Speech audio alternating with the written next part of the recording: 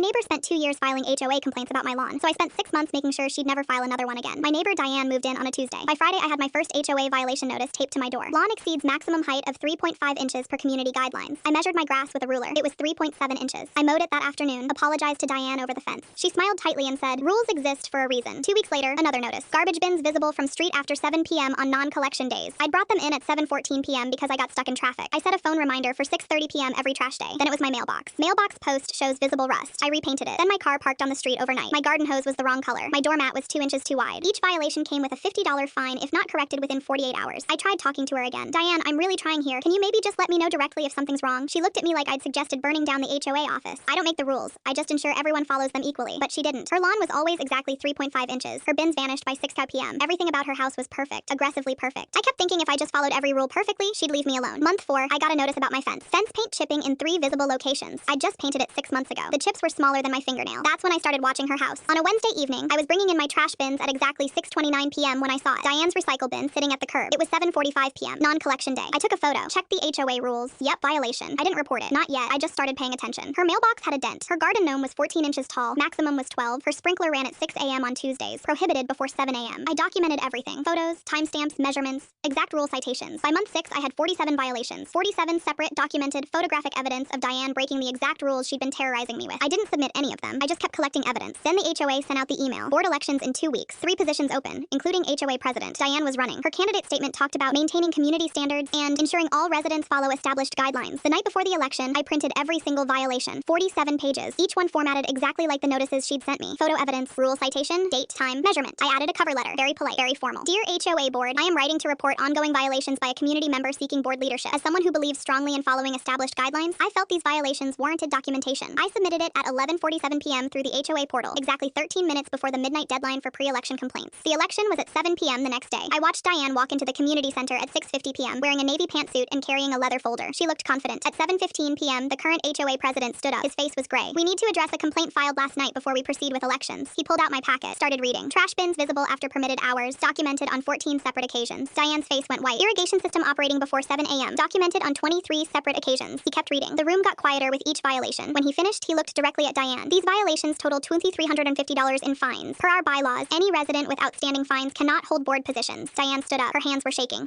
"I can contest these. Those photos could be from any time." The president held up his phone. "Each photo has metadata, date, and timestamps. All verified." He paused. "You've filed 43 complaints against other residents in the past year. You've built your campaign on strict rule enforcement. Did you think the rules didn't apply to you?" Diane grabbed her leather folder and walked out. She didn't even stay for the vote. I saw her once after that, loading boxes into a U-Haul 3 months later. She sold her house and moved. The new neighbors have a garden gnome that's definitely over 12 inches tall. I've never filed a complaint.